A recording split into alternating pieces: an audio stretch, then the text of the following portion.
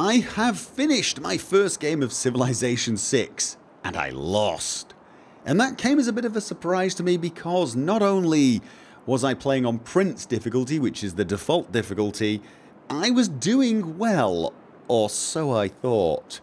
I was playing pretty much a random game, random civilization, standard size map, standard continents, and everything was going fine. It's actually the second game I played, but the first game I played, I was a religious civilization, and I got quite far, but actually I got a little bit bored and wanted to try something different. I actually wanted to do a science run through. I like to do a science win for my first game on Civilization games, mostly because I like to learn the tech trees. So I started again and did this one, which was Gilgamesh, who is not actually a sciencey kind of civilization, but I got myself into a position of some dominance. I killed off the Chinese pretty early on because they were rude to me. I got the measure of the Greeks and backed them into a corner. And I left the other civilizations on another continent that I didn't actually map out enough. And I left them fighting with each other because they're behind me on tech, their armies are weaker than mine, and I've got spies in their capital cities, and I felt like I had this under control.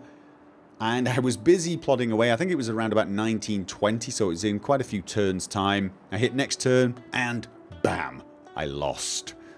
Just suddenly a video screen of my civilization in ruins, crumbled and destroyed. I'm like, what? What? And then it gives me an option to go back in and play one more turn, which I did. My civilization was still there, oddly enough, but I'd lost to Arabia, who'd got a religious victory. They'd converted all civilizations to their religion. And I'm not particularly... Well, I'm not annoyed, but I'm also not impressed. I'm a little nonplussed. I'm sat here thinking, what? Because here's the thing. There was no real warning. Well, that's not true. There were lots of little wizards running around my civilization for quite some time fighting each other. They have these little prophet type things run around and they fight each other by what looks like casting spells. I'm guessing it's praying, and they destroy each other and then they convert some of your people to their religion. And I saw it happening, but I'm playing a very secular nation and I'm not particularly bothered what religion the people follow.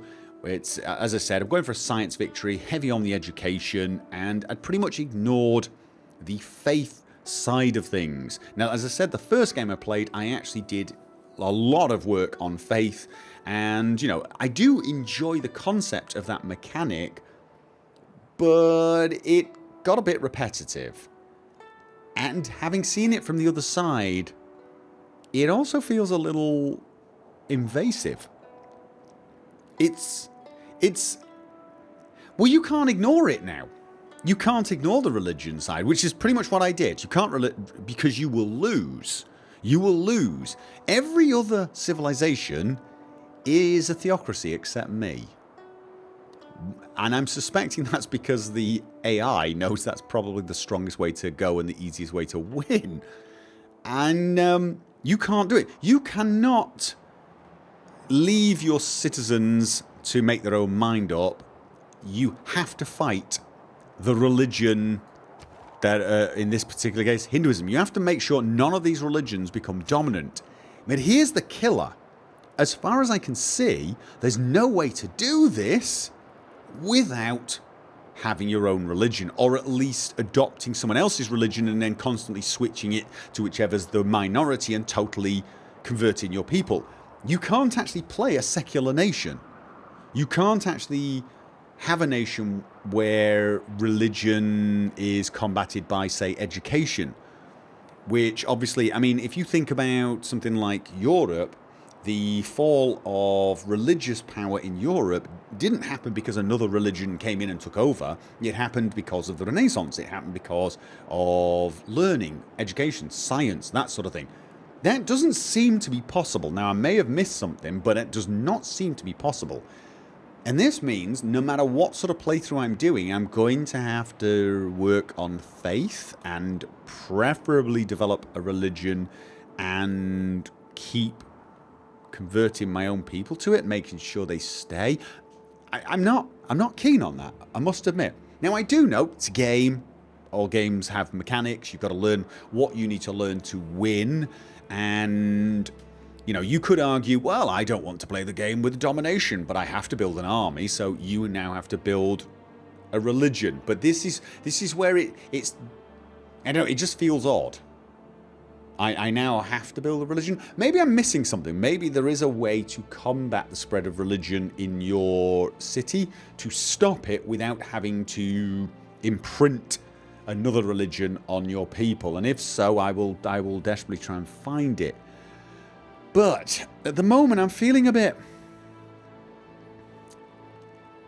I could imagine, once I play this a bit more, turning off the religious victory, which I do not want to do because I like the whole faith aspect of this game. I like the religion spreading idea, and I do want to do some religious victories. I do want to have a theocracy at some stage and rule the world that way. I just sort of feel like they've almost made the religious side of this as important as the military and the science side of it, and that feels a little odd. I say important, but well, no, actually, that's the way to say it. You now have to have a religion to combat your opponent's religion, and that feels wrong. That feels, you know, I don't know. Yeah, it just feels wrong. So I'm not totally in love with this at the moment. I'm not massively enamored with this new mechanic. I like everything else about it though. I liked the espionage, I liked the diplomacy. I did find the map a little messy compared to previous civilizations. I don't know why exactly, but I find it a little messy compared to some of them. It's great when you're getting close though. It is great. I love the new districts. I love spreading the city out into districts. I think that's really a lot of fun. It makes the place look very interesting. Overall, I'm massively enjoying this, but that one aspect of it is... it feels like it's not been well thought out, personally. So... I mean, for a religious victory, I think not only should you spread your religion, but your religion should be in power, as in a theocracy. Now, if every single state was a theocracy, that's one thing, but that's a sort of a diplomatic victory as well. You need to convert everyone to your religion, and you need them to accept religious authority, which is the theocracy. My people are not. I can't remember at this point if I changed to democracy or not, but that was the sort of civilization I was going for, was the democratic one, where the church does not have actual power. So this feels wrong. So there you go. I just thought I'd share that with you because I've got no one else to share it with, because everybody in my family would think I was completely nuts. Actually, that's not true, you know. They probably would understand this game more than any other games that I play. This would probably make more sense to them. So there you go. First game finished all the way to the end, and I lose, and it was completely unexpected, and it's to a type of victory that I'm not... it's a type of victory I'm going to try myself. Yes, I am. But it's not a type of victory I'm looking forward to defending against in every single game I play. Constantly having to make priests and convert everyone to my religion in every single game I play, which is currently what I'm thinking I have to do. Of course, I am a total noob at this game. Only just finished my first game. I might be missing something. And if so, I do apologise for this babbling. I'm not apologising too much though.